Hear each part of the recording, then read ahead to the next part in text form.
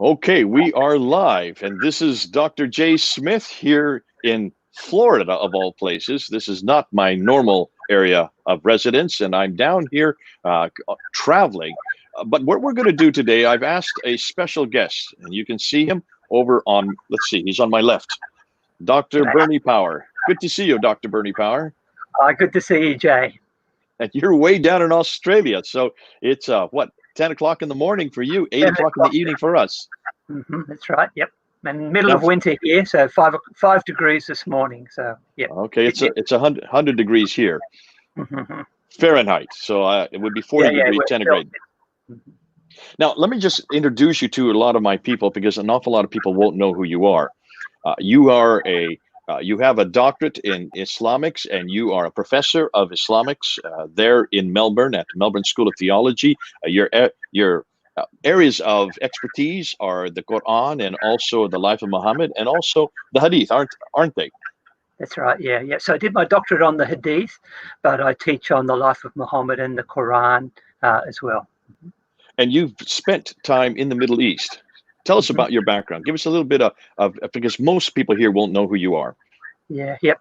So my wife and I set off in 1986 with a little 8-month-old baby, headed off, and we lived in Pakistan for a while, and then in Jordan, and then Oman, and we finished up in Yemen. Goodness sakes! So you've traveled the gamut. You've been from country to country to country. But one of the great things about you, and what I love about you, Dr. Power, is that you're not only a practitioner and have been on the field and had the relationships and know the people, but you also are an academic on top of that. But you're not just an academic, you're an academic who likes to debate. You've done quite a few debates, haven't you? I have, yeah. And I've got a YouTube channel, and I'll put the debates up there so they're publicly available. So what is your YouTube channel? Just called Bernie Power. Just Bernie Power. Okay. Then when I put this up and when it goes up online, I'll make sure I put that in there so people can read it and see it and go to it. And you are interested in this debate that's happening right now, aren't you? Are you not? This situation that's been going on around the world in the last 6 weeks. It's just been fascinating to see the whole situation develop, and so quickly, and it appeared to come out of nowhere. But it's very encouraging to see it from an academic perspective. It's good to see people talking about these issues. Okay, and what exactly is this debate? How would you define it? What's going on here? Where did it all begin?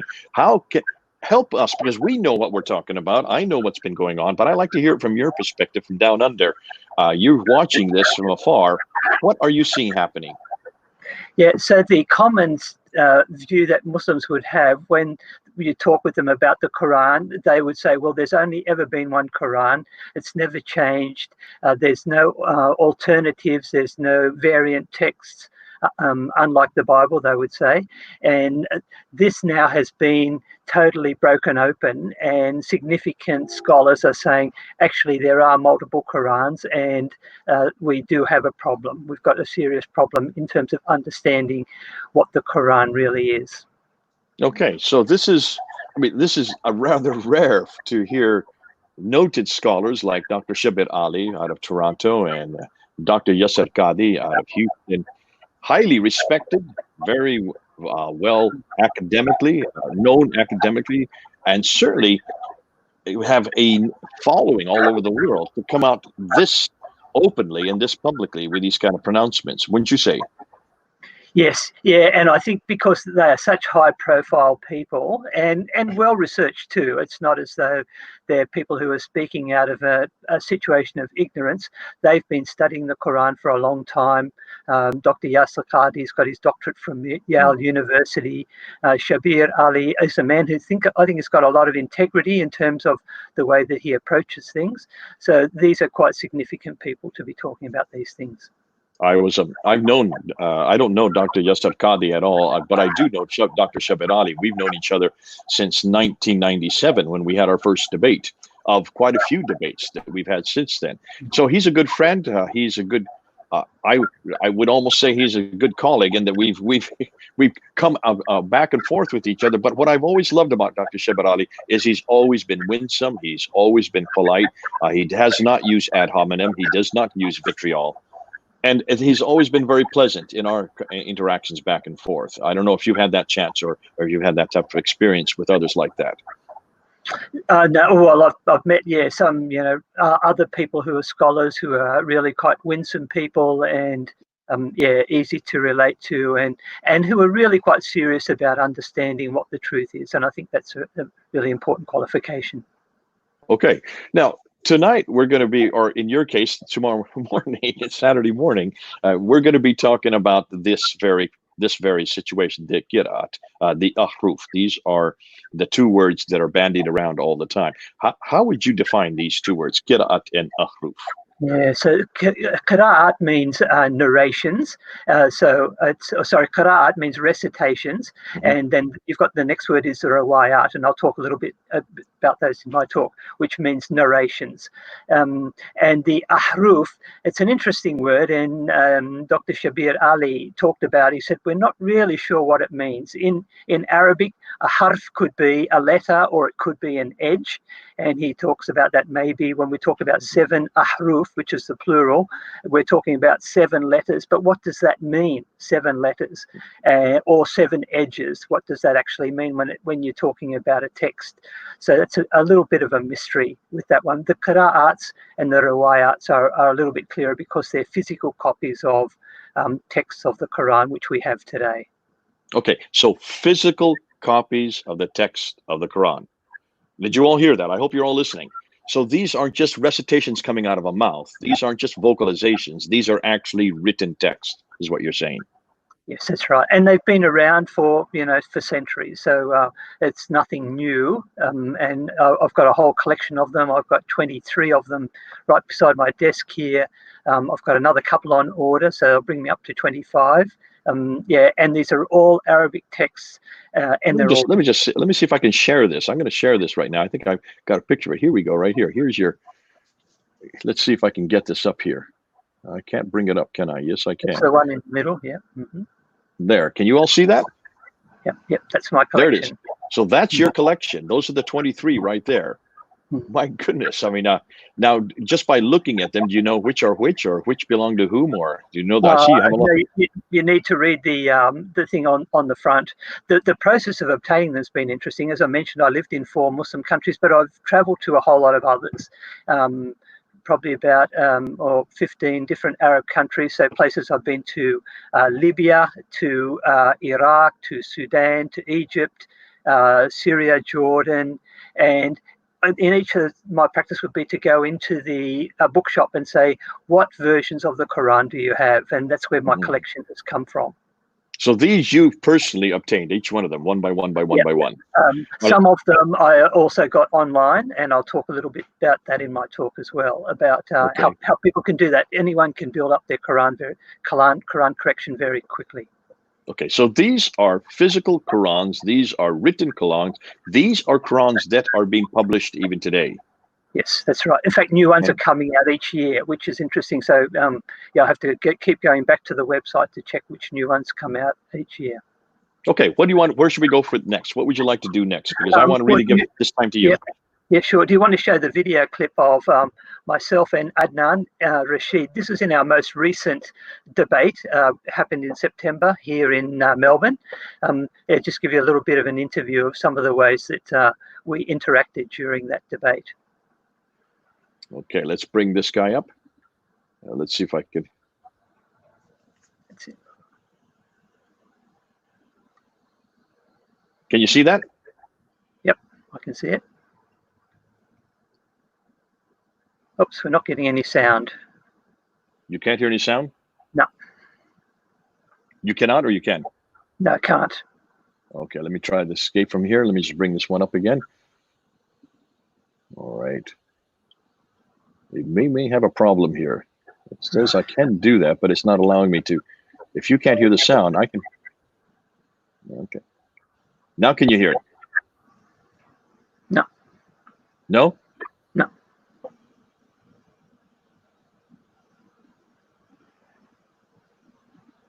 All right, I'm still having a problem getting this up. Okay, let me just try and see one more time. Other than that, if we can't get it up, if we can't get it so you can hear it, then that's not going to be any help for you, because I can hear it fine on my end. Why don't you tell us what was in that that we should have heard? So maybe you can just play it through, and I'll give you a bit of a rundown of what was happening at the different times. Well, you're in a debate. Adnan Rashid is there, and he is talking to you, and he's saying that I want to tell you something. Okay, he's saying Ibn Ishaq, you should never use Ibn Ishaq, he's saying.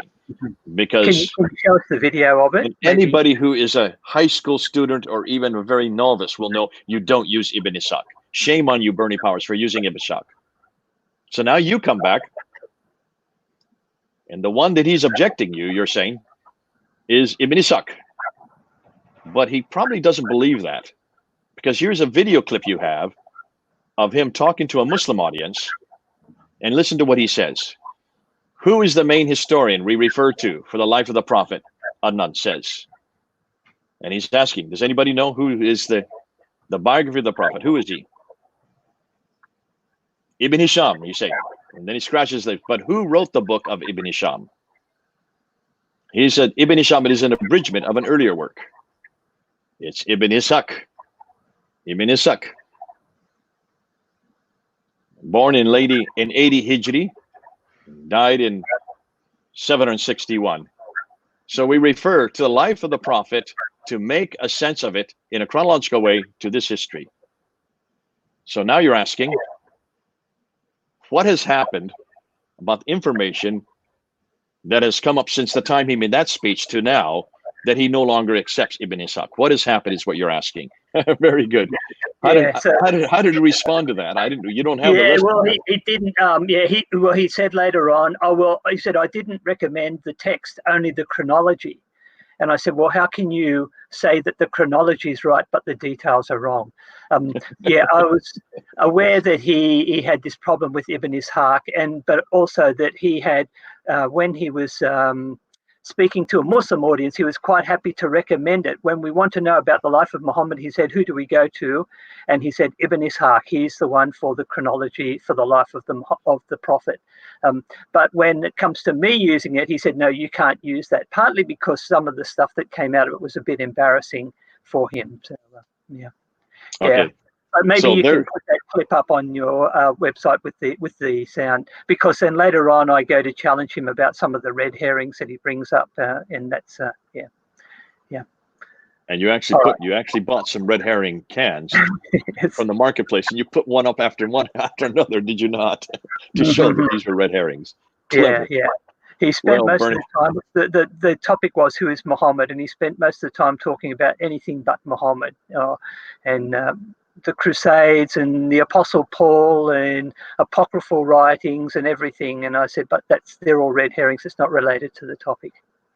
Good man. Okay, well, I'll have to keep my cans of red herrings. I have debated him many times, and he's always changing the subject. He never likes to really defend Islam. He always likes to go on the offense. God bless him. He's a great friend. We're good. We've known each other for years, Adnan and I. But let's go ahead back to what you want to really introduce tonight. I think this is something that I've been looking forward to, and I know an awful lot of people, and I'm seeing the comments, they're looking forward to this as well. Oops. Now, so I go to share screen. Share screen, yeah. And just bring up your PowerPoint. I need to have my PowerPoint open first, don't I? You need to have it open on your desktop. And while he's doing that, I'll go ahead and explain that this is a talk that you've done in the past, and there's also a talk. I've done bits of it, but I've actually rejigged it for you. So, yeah. Oh, so we're the first to hear this, because I know you've written an article on this. Yes, yeah. Okay, this is an article that you are writing for a international journal, an academic journal, and this is bits and pieces that are coming up. Okay, now I see it. There it is. And now, you can go ahead and open it. Full screen? No, let's do it right now. Oops. Okay. All right. Are we right to go? Hold on a minute. Not to go yet. Let's make, for some reason, we add to stream. There we go. Now we're ready to go. Ready to go. All right. Okay. So this is the whole question of the qira'ats, these readings of the Quran that are around. The common Muslim conception is that there is only one Quran. Here's a quote from Fatullah Gulen, the head of the Gulen Society. He says the Quran is entirely reliable. It's not been tampered, altered, edited, or tampered with since it was revealed. All Muslims know only one Quran, perfectly preserved in its original words. Yusuf Ali, he was the translator of the most popular version of the English Quran that's been around for a long time, since the 1930s. He says, so well has the Quran been preserved both in memory and in writing that the Arabic text we have today is identical to the text as it was revealed to the Prophet. Not even a single letter has yielded to corruption over the passage of the centuries.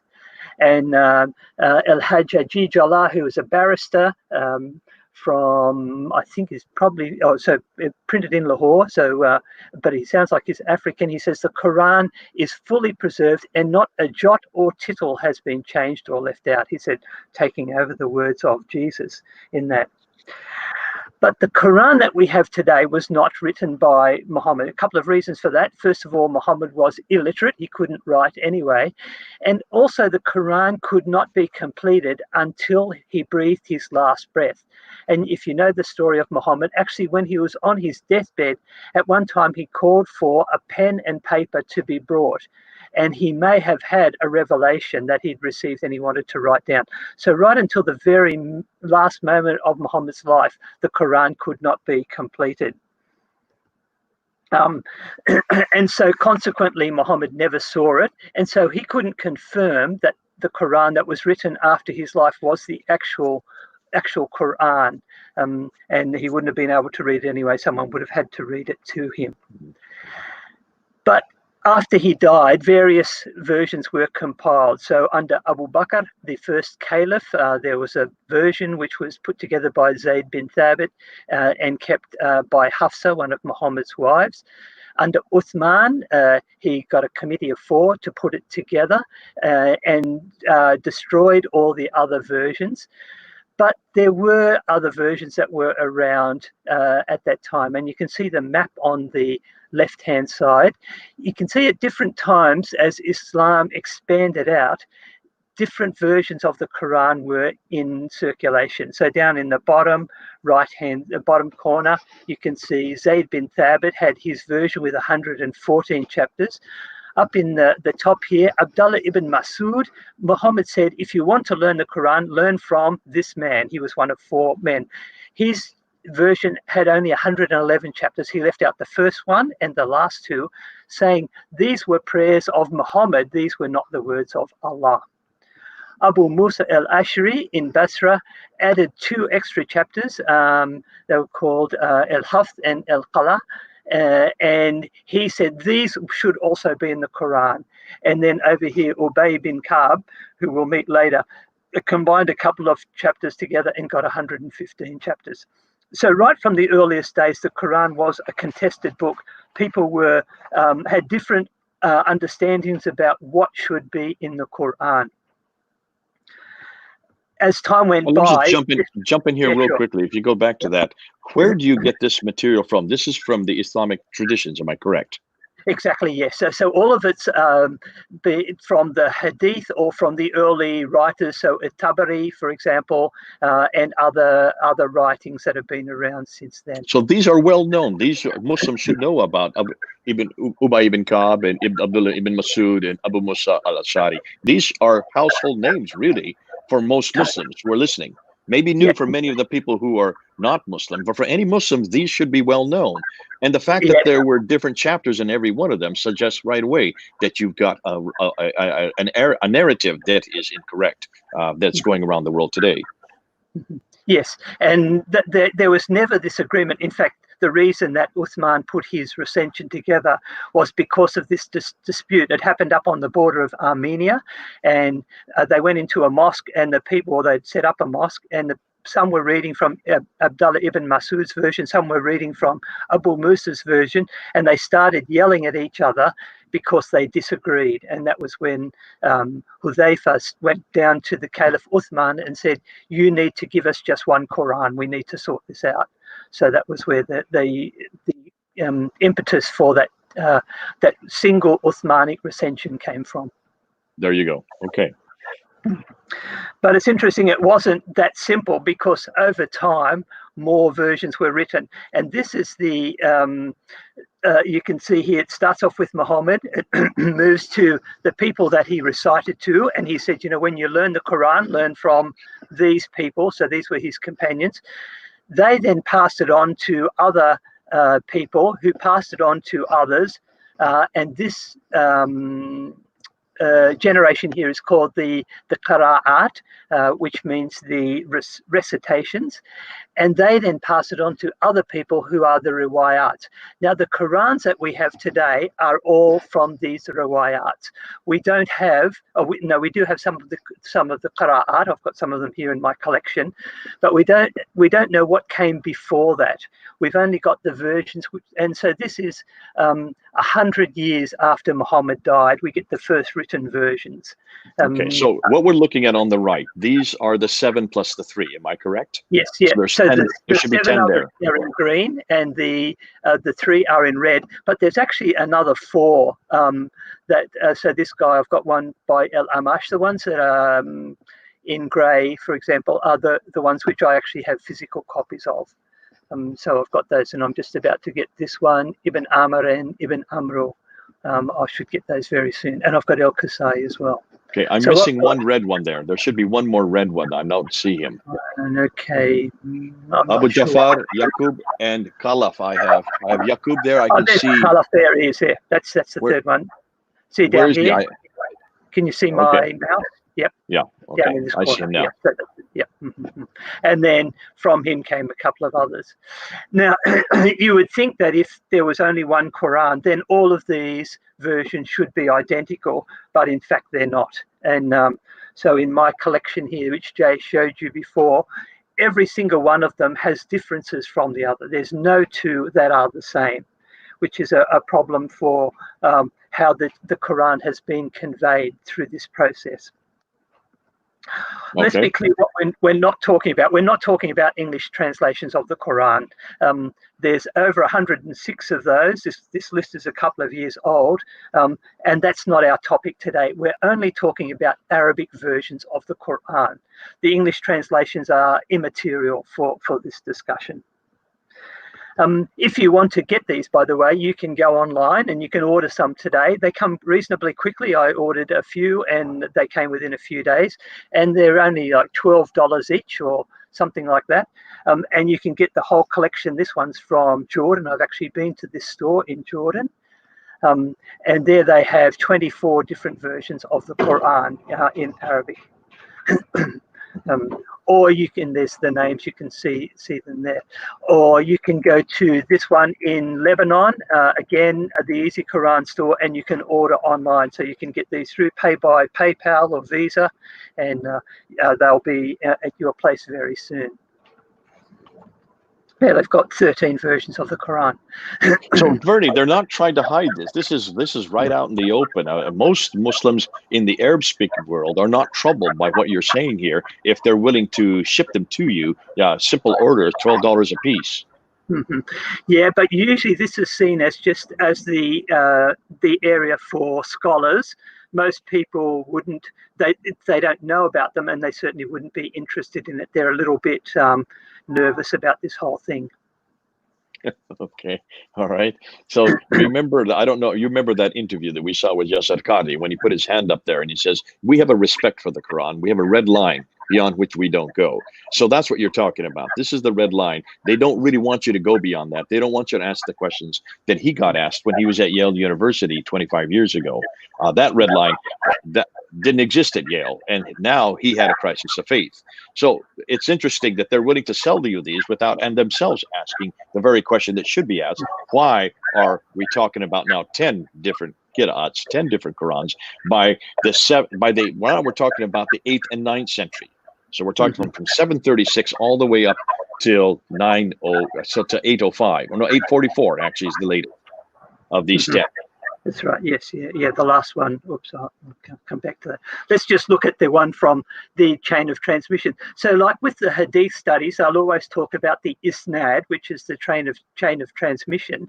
The Quran actually has every version of the Quran has its own isnad, and again, they're different. So this is the one for the Hafs version. This is the most common one. And when Dr. Shabir Ali started his talk, he said, we talk about the 1924 Cairo edition. That is the Hafs version. So it's one of those 20 or there would be how many in that final thing? Probably about 20. That final generation. It's only one of them. And this one came according to the. Actually, I'm going to correct you on that, Dr. Power. Yeah. What I've just found from Jassi Nasser. You know who Dr. Jassi Nasser is? Yes, yeah. He has come out with a book where he has written, and he talks about Asim Ibn Abi al-Najud, and he says between the time of Asim and the time of Ibn Mujahid, who then chose Hafs, and he also chose Shuba to be the two. There are 91 other qira'ats, 91 other just from that one family, just from the family of Asim. So you're talking about Asim, who was dated from 745 up to Ibn Mujahid, who's 936. So you're talking basically only 200 years. Within that 200-year period, 91 other qira'ats came from Asim's, you might say, from his recitation. These were transmitters that came after him. Yeah, I'd heard of 50. So we had a friend here, a Saudi friend, who was doing some research on the Quran, and he said he had identified 50 that he knew of. But yeah, so there's maybe more out there than have been commonly understood. Let's have a look at this process. So it comes from Muhammad to these four men. So Ubay, Uthman, Zayd, and Ali, and these are quite well-known men in Islamic history, and they were all companions of the Prophet. Some were his relatives, and he passed the Quran on to them. But it's not actually clear how he did that, whether they were all together and they received just the one version, or did they all hear it from him separately? So that's why I've got the arrows or the box in there. But they then, according to the tradition, passed it on to this guy, Abu Abdurrahman al-Sulami. And he, again, we're not sure how he heard it from these four. Did he hear it from them one at a time, or did he meet with the four of them together? How did he receive it? But then he passes it on to Asim, and he passes it on to Hafs. But he wasn't the only one. Shu'bah also received a version of the Quran from Asim, and I have that copy, and there are differences between those two copies. So either Asim spoke to them at two different times and gave them different versions of the Quran, or they both heard him and they wrote down different versions of the Quran, because the two that they have are different. And we'll talk about some of those differences when we compare it with the Warsh version. Here's the Yep, is that good? Here's the transmission line from Muhammad to Warsh, and you can see this one's a lot more complicated. So it goes from Muhammad just to this one man, Ubay bin Ka'b. We saw him in Damascus before. His version had 115 chapters. And then he passed it on to Abu Huraira and Ibn Abbas and Abdullah bin Ayyash. Abu Huraira and Ibn Abbas were quite well-known people who connected with Muhammad a lot. And then we're not sure how Ubay got it, or how they got it from Ubay, whether all together or separately. But then they passed it on to five men, and you can see them: Abu Ja'far, Abu Dawood, Ibn Nasa, Abdullah Muslim, and Abu Ruh. And again, how this conveyance happened, we're not sure. How the transmission took place. But at some stage, according to the tradition, they passed it on to Nafi, and he passed it on to Warsh, but he also passed it on to Qalun. And again, there are differences between those two texts. So we have this same problem of why was one transmitter able to generate two texts from his hearers? Was it? Okay, may I stop you there again, Dr. Power? Mm-hmm. Jafi Nasser asked, and when you look at Nafi is generation number 4, right? Mm-hmm. Yeah. 4th generation, and his date is 785. Between Nafi and Ibn Mujahid, there are 63 other qira'ats, of which Warsh and Qalun were chosen. So there was 61 of them that were not chosen. 61 that we could go to that were not chosen. We only know of Warsh and Qalun. That's what you have in your collection. But let me ask another question. Look at generation 1, 2, and 3. Do we have any of those generations today? 1, 2, or 3? Nothing. Yeah. Okay, so this is all nothing more than oral tradition is what we're talking about. It is, yeah. And it's all based on oral tradition. And where did that oral tradition, where was that oral tradition written down? Yeah, not until the 700s, the late 700s. Yeah, because we do have some, yeah. Where do we find the oral tradition for all of these different generation 1, generation 2, generation 3? Who is it that actually gives us? Where do we go to find out about these generations? It's people like Al-Bukhari. It's people like Sahih Muslim. It's people like Al-Tabari. When were they writing? They were writing in 870, 875, 923. That's 9th and 10th century. So these people who are writing about the generation 1, 2, and 3 are all writing 240 years to 300 years after the fact. Am I correct? Yes, that's right. Yeah. Does that not sound suspicious to you? Yeah. So we don't actually have any records from these particular periods of these people saying, "I told so and so." All we have is someone writing 200 years later saying, this person told that person. So that it's not based on eyewitness or even contemporaneous accounts. In fact, there's no manuscripts for any of Ubay ibn Ka'b or Abu Huraira or Ibn Abbas or Abu Jafar, Abu Dawud, and none of these. We don't have any manuscripts for any of these writers. We only begin to have manuscripts from the 4th generation. Yes. And that's why you're able to buy them today. You can't buy any of the 3rd, 2nd, or 1st generation, to say nothing of the time from Muhammad or even Uthman. There is nothing that you can buy or get on the market today for any of those. It's all what we've been told from the 9th and 10th century, redacting back to the 7th century. Am I correct on that? Exactly. That's right. Yeah.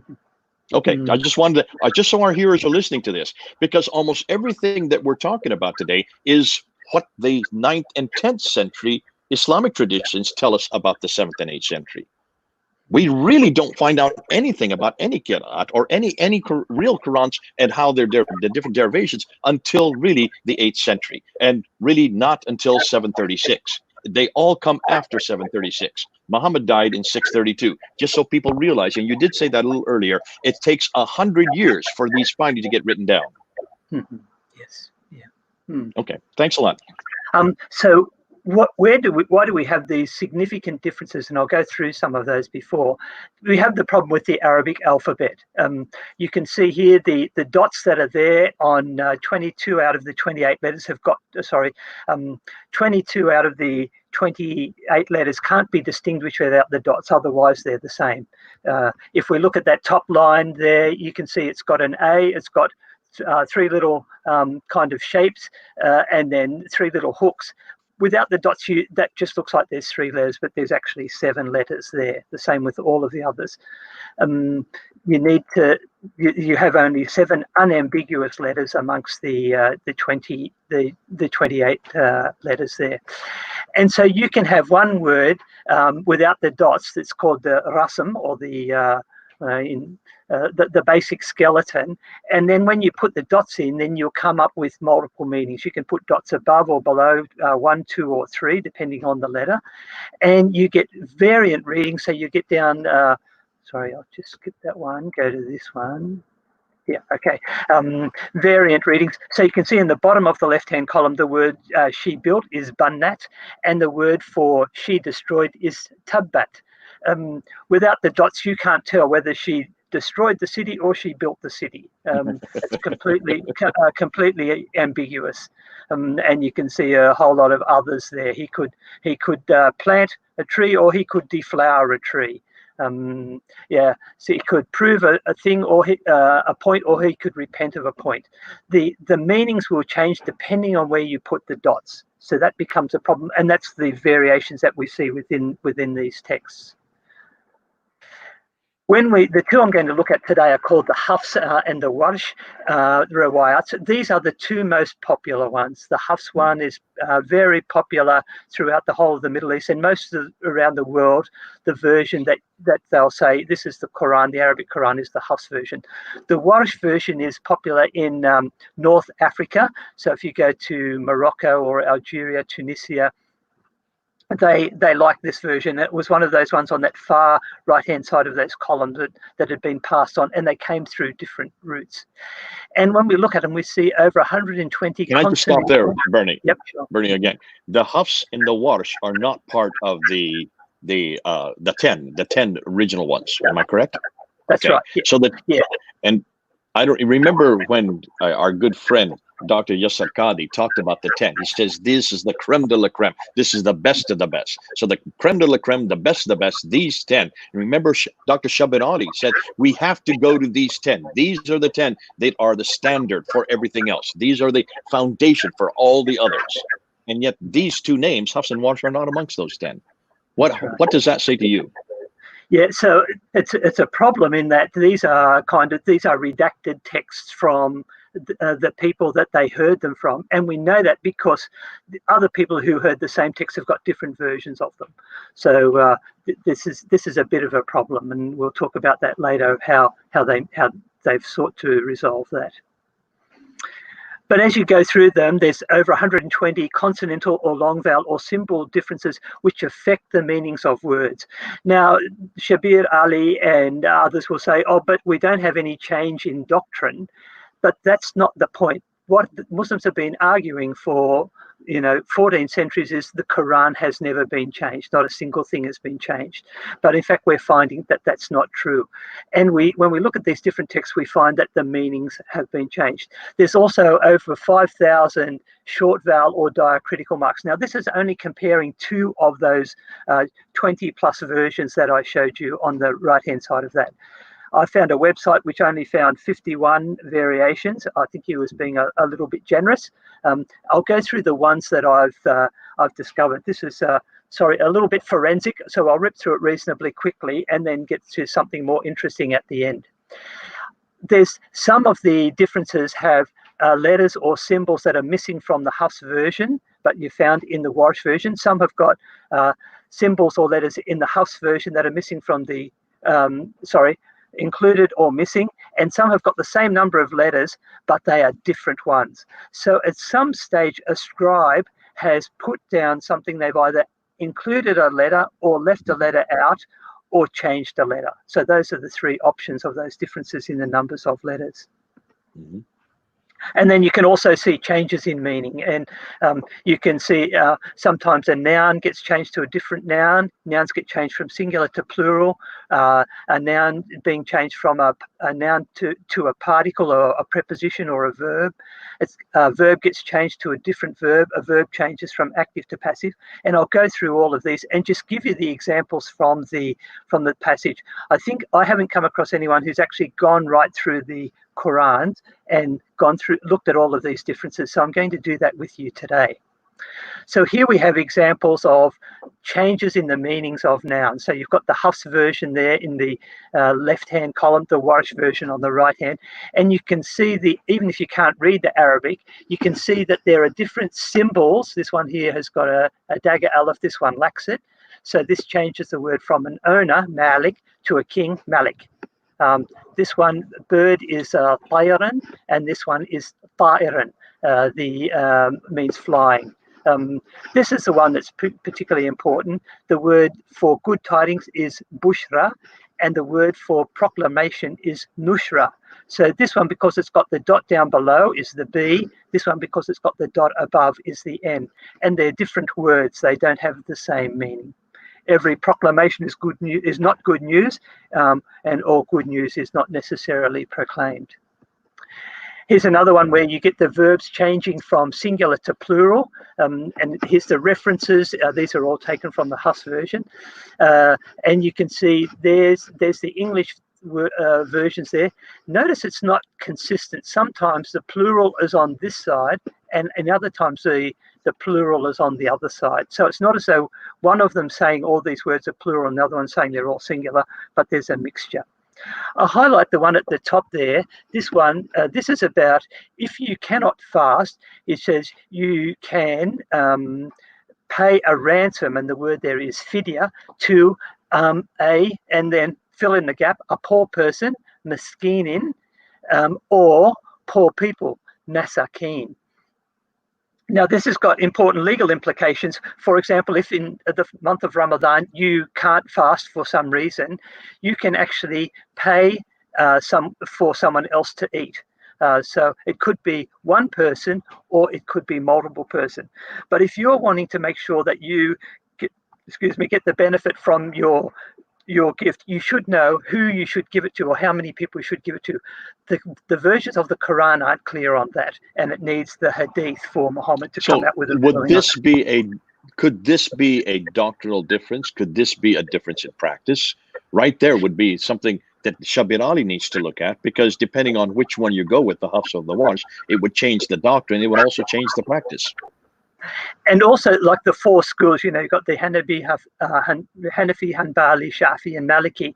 They are aware of these differences, and sometimes they will give different rulings based on the different readings. So it really has legal implications. Brilliant. Okay, thank you. Here's another one, changing from a noun to a preposition or a verb. And you can see two examples here. He made is ja'ala, and the maker is ja'ilu. So it goes from a noun from a verb to a noun. But this one at the bottom here is about the slaves, ibadun, or the word aindun. Again, you've got the different here. This one that's got the dot below, which makes it a B. This one's got the dot above, which makes it a noon, an end. And it says these angels are either they're the slaves of Allah, they're either ibadu Allah, or they're ibadu Rahman or Aind Rahman. So it's talking about the position of the angels and whether they talking in the context of them being made or seen as female. Dr. Shabir Ali came back on that one. If you could go back to that one, 43:19, and he responded. He says, "Listen, this is not a change in meaning. Slaves are with Allah, and don't you want to be angels? The angels are with Allah, and they are both slaves and with Allah simultaneously. So where's the problem here?" Yeah. So the problem is that the text has been changed. So at some stage, someone has got in there and put the dot in the wrong place, or moved it and put it somewhere else. So the fact is that somebody could actually change God's words, what you're saying. And we have reference after reference in the Quran, chapter 10, verse 15, chapter 15, verse 9, chapter 18, verse 27, which says that God, Allah, preserves his word. He guards his word from any corruption. So here you're seeing an example of corruption. Almost every one of these is examples of corruption. The fact that there are so many thousands, we're up to now 93,236 of these corruptions, shows that it's not very good guarding, is it? No, not at all. Yeah. It's very much, and as I said right from the very beginning, it was a contested text, and it still remains so. Changing to different verbs, and you can see here the first one there, number two, did they lie or did they disbelieve? Again, difference in meaning between those two. Did they actually actively misrepresent something, or did they disbelieve it in their hearts and not necessarily take any action? So difference in meaning. The last one, number 5, he fought is qatala, means he fought against somebody, and qutila, he was killed. So it says many a prophet fought or many a prophet was killed. So the meaning is quite different there. Changing a verb from active to passive, highlighting number 3, that is yudhalla, yudhallu, someone being led astray, or yadhillu is he leads astray. So we're talking about someone who is a perpetrator of injustice in leading others astray, or someone who is a victim of injustice being led astray. So the significant the change. One does the action, one receives the action. So that would have a completely different meaning, as you're saying. Mm-hmm. So what happens is they then change all the nouns around so it fits in. The noun that was the subject then becomes the object of this. So it has implications. Here's another one. The very top line there, you can see this one here is we will forgive is naghfir, and the Warsh version says it will be forgiven, yughfar. But in the Hisham version, they actually come up with a third option, which is tughfar. So you've got three different versions of this same word, because without the dots, it could be any one of those three. So they're all equally plausible suggestions that could go into the text. So it's not as though it's unambiguous in any way. Okay. This one, changing verbs from first person singular to third person singular. So the one that's highlighted there, he saved us, is anjana. And the Warsh version says, you saved us. It says anjaytana. And the Hafs version there has got 1, 2, 3, 4, 5 letters in it. The Warsh version has got 1, 2, 3, 4, 5, 6, 7 letters in it. So they've actually infixed an extra couple of letters to kind of fit in what they thought made sense in that version of the Quran. Changing verbs from first person plural, we, to first person, second person, or third person singular. So this is basically changing from we's to you's. In the Quran, about 25% of the time that Allah speaks about himself, he calls himself we. And in these texts, that changes from he and I. You can see here number 2, instead of Allah saying, I gave you, in the Hafs version, he says, we gave you. So this pluralization of the verbs in the text. You can also see that it's not consistent. So sometimes you've got about equal number of times Warsh uses the we construction and Hafs uses the we construction, and they switch over. Sometimes here it goes he punishes to we punish, and another one we punish to he punishes. The switches are being made. There's no consistency. Yeah. So these are all referring to God in both cases. These are all referring. Yeah. Always. Yeah. So sometimes Allah is he, sometimes I, sometimes we, sometimes you. Mm-hmm.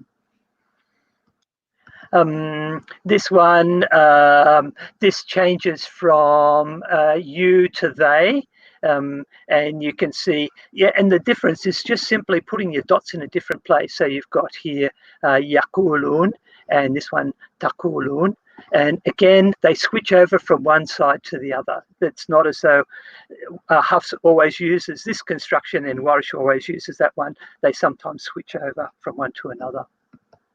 And this one here, changing from masculine to feminine, which is quite significant when you think about it grammatically, and I'll talk about that in a few minutes' time. And the last one, changing a statement to a command.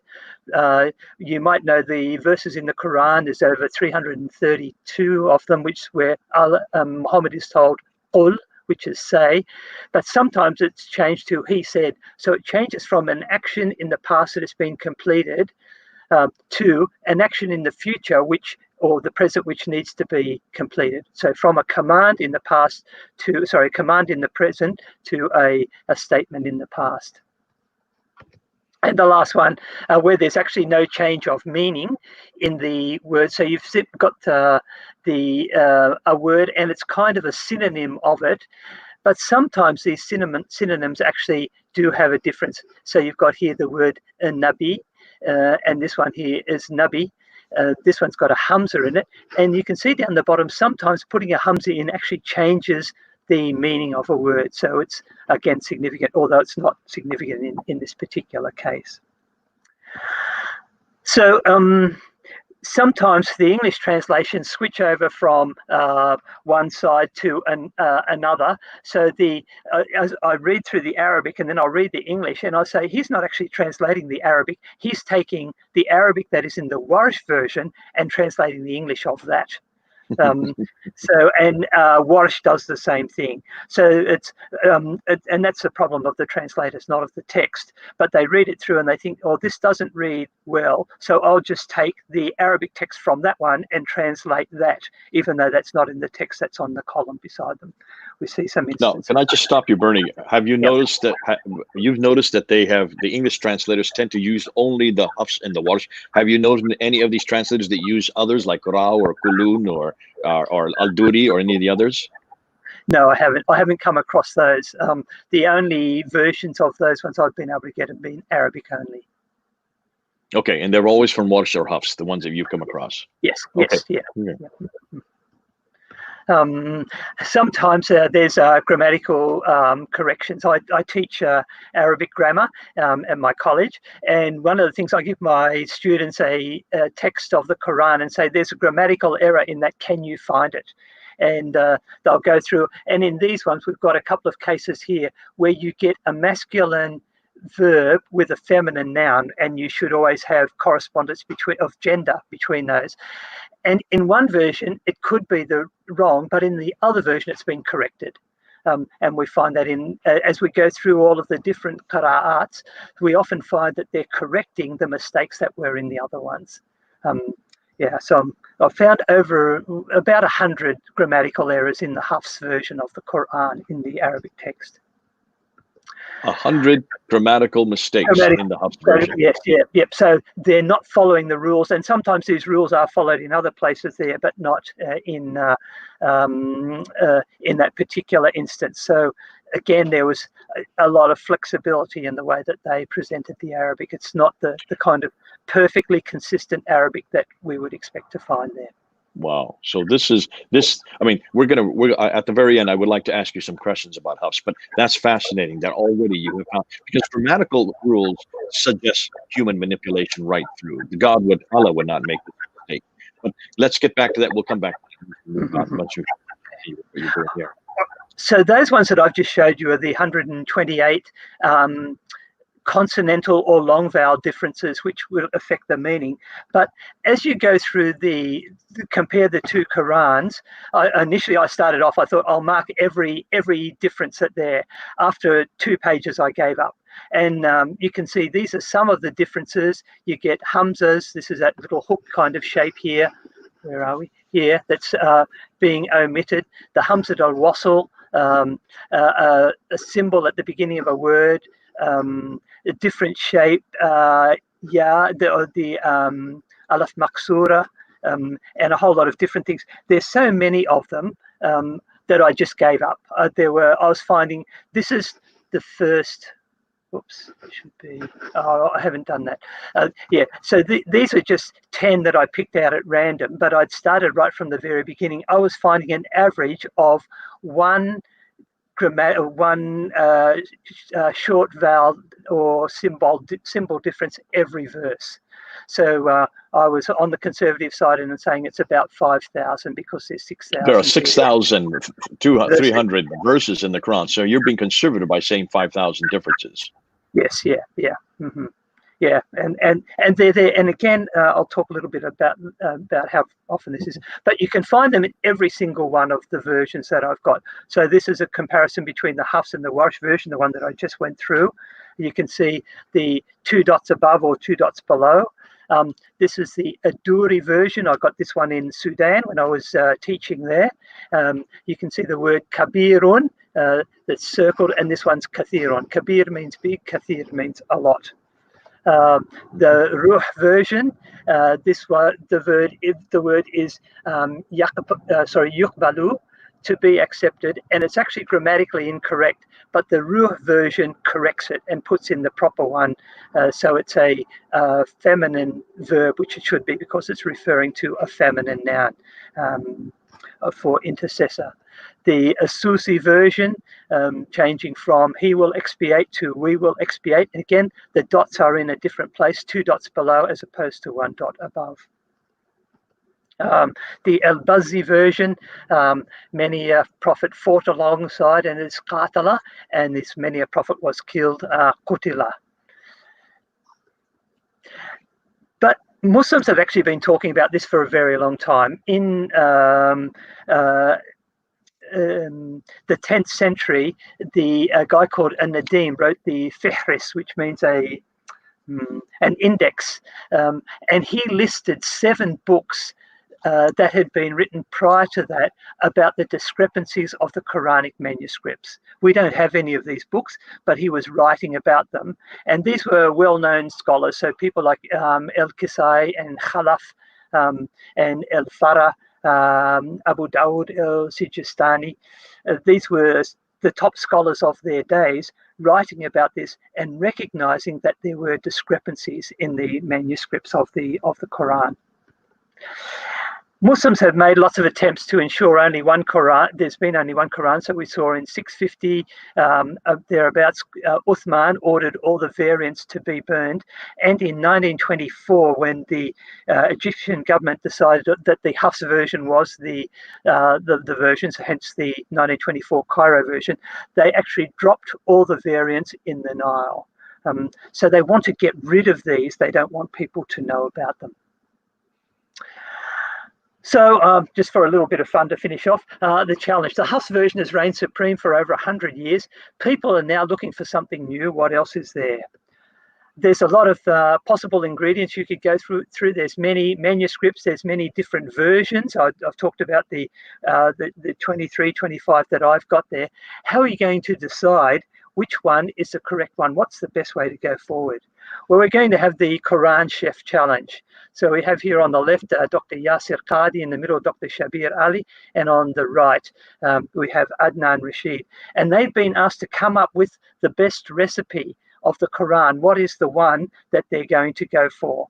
Given those are the ingredients, you've got the manuscripts, you've got the qira'at, the riwayat, what are you going to do? Well, Dr. Shabir Ali says, I'm sticking with Hafs, and he gets eliminated in the first round. He's out because he's not doing anything different. We need something a little bit more creative than that. Dr. Yasir Qadi says, well, I'm going for a mixture. He says, we've got many different ones, and what I'm going to do is I'm going to chop them up and I'm going to put them together into one, and I'm going to make a fruit salad.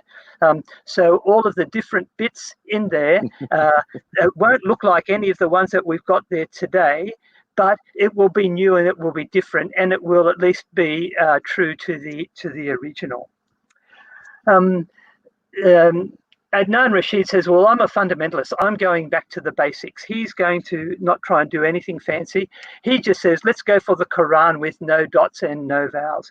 So the recipe he comes up with is just fruit skins. He says, we're not going to have any flesh or any pulp. We'll just go for the bare bones, and that will be the one which I would put forward. So this is the kind of conflict that the Muslims have found themselves in at the moment. They're not quite sure what to do. We've got the materials. How are we going to put it together in a way that makes sense? And they're coming up with quite different responses and different outcomes. So Dr. Mowers, this has been excellent. I thank you so much. I have heard this before, and yet every time I hear it, it is so refreshing. I think because you have, how many years have you now been working in this area? Yeah, so about 40 years. 40 years. Okay, I come just behind you. I've been doing it for 38. And yet in everything that I'm hearing, it's nothing new that I'm hearing. What I'm hearing is the same recurrent thing. Now, I wanted to come back to the Hafs. I know we want to keep this to an hour, so I won't go too much longer. But I want to come back to the Hafs. The Hafs is the one that was chosen in 1924 by Muhammad ibn al-Huzayni al-Haddad there in Al-Azhar University. He was chosen because the Department of Education wanted one to be the standard, because they were getting so many different answers in the standardized test amongst the high school students. So he chose Hafs. Why did he choose Hafs? What's your opinion on this? Yeah, so the Hafs version was very much supported by the Ottoman regime. They particularly liked it. So it had the standing of the historical kind of support of people thinking, well, this is the one that's being used. They didn't necessarily try to suppress all the others, as the Saudis are doing now, by economically, by funding the distribution of the Hafs by their printing press. They're pumping out millions of of them every year, and they're available through your local Saudi embassy. That I think the historical reason was probably the big one, because the Ottomans liked it, and so the Ottomans were a bit of a winning team. They had been the one of the world powers for centuries, and so well, they've been in power since 1299 up until 1926. So you're talking about 600-700 years. But let me go one step further. Then, why did the Ottomans choose the Hafs? Yeah, I'm not sure why they did. They had many different directions that they could have gone in, and for some reason that one just won out on the day. I'm not sure what the actual initial process of that was. Let me back you up then. Let me go right back to the time of Muhammad himself. So we're talking about 632. We do know that there were 7 qira'at that were asked by Muhammad of Jibril. So he gave them 7 qira'at. Those 7 qira'at then included, I'm assuming, the ones from up north, the ones from Shams, and also from Iraq. But remember when Hudayfa comes back from that battle in Azerbaijan, what does he tell Uthman? We must be careful, because he's hearing these other Qur'ans, as you just said a number of minutes ago. We're hearing these other recitations while we're in the mosque there, and they are not the same as the Qurayshi, the one that we're used to. And Hudayfa was from Hijaz. He was from Mecca and Medina. So he comes back to Uthman, and he says to Uthman, we must make one, the Qurayshi dialect, the one. Because why? These other ones up in the north, the Shams in Iraq, if we continue to hear these, then we're going to be like the Christians and Jews, and they're going to have different Qur'ans like the Christian Jews have different Bibles. Am I correct? Now, That's right. Shabbat Ali is very clear that these were just recitations. These were not Qur'ans. These were not written down. He says these are nothing more than recitations that Hudayfa was upset about.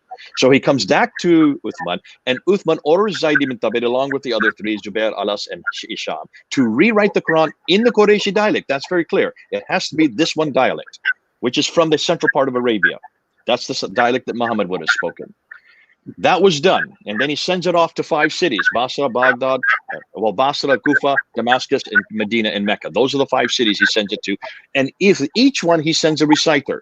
So he sends a reciter along with each one of the copies of the Qurayshi dialect, so that no other dialect could get in the way. So no other dialect could corrupt it. No other dialect could supersede it, right? So the Qurayshi dialect would have been sent to all these 5 cities. Am I correct? Yes, that's right. What did he do then with those that were left behind? He burned them. You have the picture there.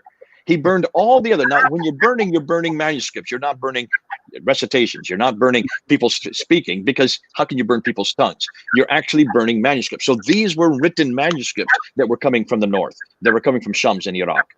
Those were corrupted, I'm assuming. Now, otherwise, why would he burn them? Yeah. Okay. Yeah, if they said the same thing, he would have kept them. But because skins were expensive, you didn't just destroy stuff. If it was authentic, then he would have kept them. So the authentic one, the one that I'm assuming, the one that Muhammad was reciting, the one that Uthman created, the one that he sent to all the 5 cities, the one that should be in heaven, because it's the one that's given to Muhammad to begin with, would be the Qurayshi dialect, the Qurayshi Quran. Am I correct? That's right. Yeah. Which city was Hafs living in? Good question. He was from Kufa. From Kufa. Mm-hmm. Hafs is from Kufa. He is from Asim ibn Abi al-Najud from Kufa. He is in the line of Asim. Asim is from Kufa. In fact, all of those who come down through Hafs are from Kufa, which is in Iraq. Am I correct? Yes, that's right. Mm-hmm. This is the place you're not supposed to have the Quran from. This is the dialect that is not Muhammad's. This is the one dialect you're not supposed to retain. And yet it is this dialect from Kufa, from Iraq, the very place that Hudayfa says, we must be careful, otherwise we will be doing like the Christians and Jews. We'll be having other Qurans like they do, with other revelations. This is the one that he wanted to eradicate. This is the very dialect that was actually burned by Uthman. And yet it is the Quran now that is chosen for the whole world by the Saudi Arabian government, by King Fahd in 1985. By Muhammad ibn al-Husayni al-Haddad in 1924, made standard for all of Egypt in 1936. Why in the world did the Ottomans choose the Hafs, when the Hafs is the one they shouldn't have chosen? If anything, they should have either chose Nafi or Ibn Kathir. They should have chosen the Warsh, because the Warsh comes from Medina and Kunbul and Balbazi come from Mecca. Why didn't they choose those? Just a thought that occurred to me then is perhaps it was a little bit because of some kind of local politics. The Ottomans, of course, were based up in Turkey, and there was a bit of tension between them and the Arabs down in Mecca and Medina, and they wanted, in a sense, to promote the things that were related to their part of the world. So the closer to Turkey from Isham, rather than the things that were from the Jazira, the peninsula. So it may have been related to that. I'm not sure. So it's entirely what you're suggesting. It's entirely political. I think so. Yeah. Mm-hmm. Then, if it is political, why in the world did King Fahd of Saudi Arabia? Why did he choose that a version that doesn't even come from Arabia? It doesn't even come from his country. It comes from Iraq, of all places. I mean, to me, this is absolutely heinous, and it's also laughable how inept the authorities have been that they chose the one version they shouldn't have chosen. Why didn't they look at the theology? Why didn't they look at their own history? Why didn't they go back and look and see what Uthman tried to correct and Haifa tried to correct? Why is it that they did not read this part of it when they actually did the choosing? And for heaven's sakes, what in the world was King Fahd making this the standard Quran for the whole world in 1985? That's just 35 years ago, and which makes you and me older than the canonical text, doesn't it? Yes. Makes us sound pretty old, doesn't it? Yeah, and again, it's just further proof that the Quran, even now, it's not a settled text. It's not something that all Muslims agree on. I'd heard of a book fair that was happening in Saudi Arabia a couple of years ago, and some groups came over from North Africa, and their versions of the Quran, the Warsh versions, were all confiscated. They said, you cannot display this version of the Quran.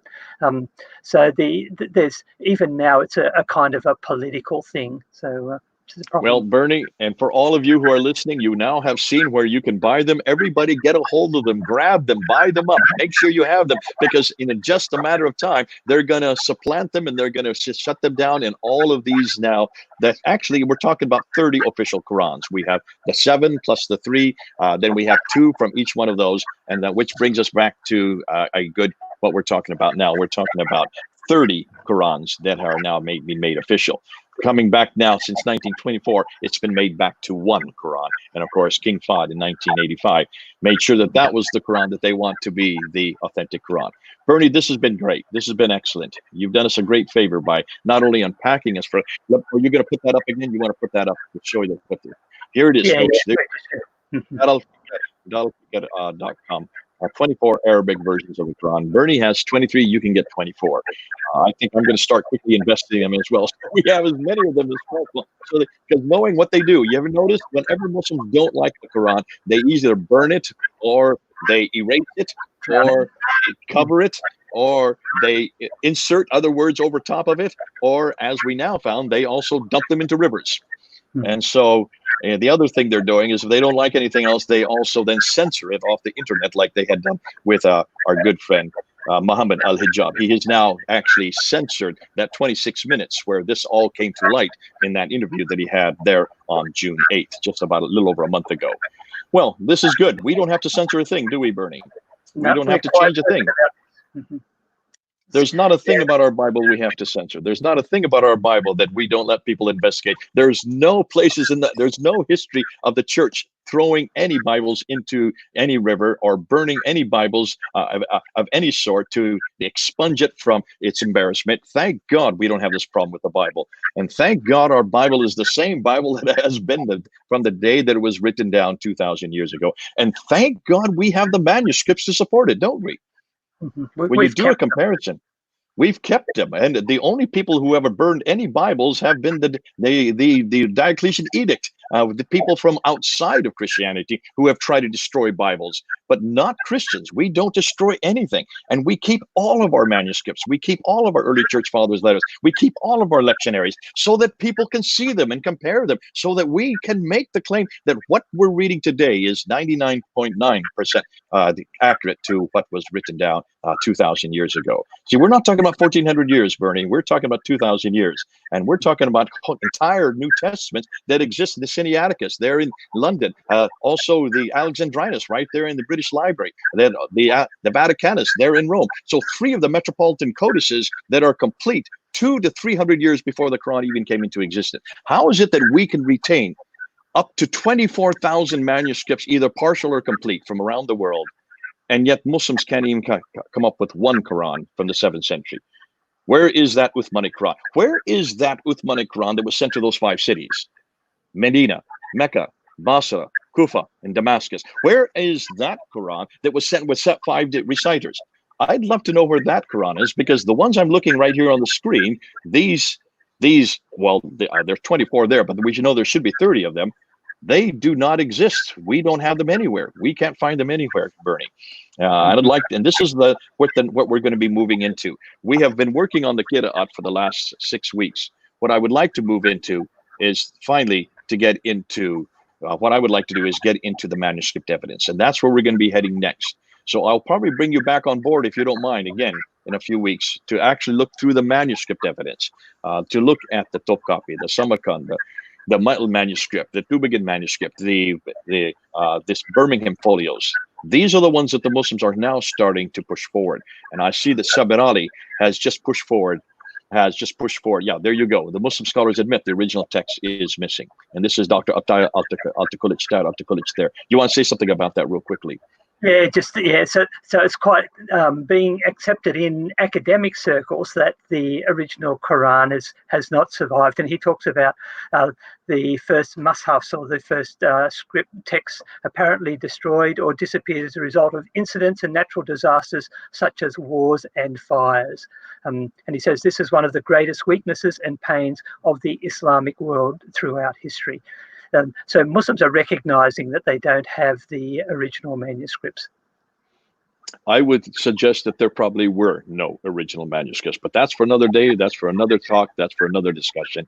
But it's been great having you on board. I said I'd only keep you an hour. We've gone 10 minutes over. I'm sure you have an awful lot to do. It's been fun having you, Bernie. We're going to have you on more. I got my doctorate at your school from Dr. Peter Riddell, so we know each other. We are kind of joined at the hip because of that. And you're not only a practitioner, but you're also a debater. You're not only a debater, but you're also an academic. And my hat's off to you for all the great work you have done and how easy you communicate this. You're such a good communicator. This is so easy. This is so much fun. And yet, in some ways, it's very damaging. I can understand. We're going to get some reaction from Muslims. That's understandable. But remember, Muslims, remember, it's this book that you have been listening to. This is the book that you have been been using for your whole life. This is the book you have been told is eternal. We're pretty much showing you that it is not eternal. We have pretty much now shown you that this book is not even from Muhammad. We're probably now showing it's not even from Uthman. And we can pretty well know that it doesn't come from Asim, or it doesn't come from Nafi, or Ibn Kathir, or even Ibn Amir, or Hamza, or Al-Kisai, or any of these other of the 10 recitations. This one that we have in our hand today, it really comes from a man that died in 796. That's 164 years after Muhammad, 144 years after Uthman. He never knew Muhammad. He never knew Uthman. He was never even living in the same century as those two men. So how can you say that this is the same Quran? And as you heard Bernie say today, it has over 100 grammatical mistakes. It has over 5,000 differences with the other popular version, the Warsh, that is from North Africa. How can you still say that this book is eternal? How can you still say that this book has been preserved and guarded by your God according to its own internal evidence? Looks like either your God is inept or your God never did exist. But folks, come on back to this book. This is the book we do know does not have these problems. It doesn't even make these claims. We would never claim this book is eternal. We would never say it was sent down to one man. We know it was written by many men. We know exactly who they are. We give their names to many of the books that they wrote. And folks, because of the fact that it has gone through every test that we're putting to the Quran has already been applied to the Bible. In fact, all of these tests, redacted criticism, source criticism, literary criticism, were all called biblical criticism. They were created on the Bible, weren't they, Bernie? And yet, this book has passed every one of those tests. And that's why I say to Muslims, listen, you don't have to go to this book anymore, the little book. Come on to the bigger, the better book. This is the bigger, the better book. And this is the one that we offer to you today. Thank you, Bernie. You're a man of my word. You're a man of my heart. You're a man after my own hand. And I love everything you do and say. It's great to have you on board finally. We needed to have you here for a long time. And we can see a lot of people will say amen to you. Thank Okay. you. Great to be with you. God bless you, everybody. This is Jay and Dr. Bernie Power. Over and out. Bye.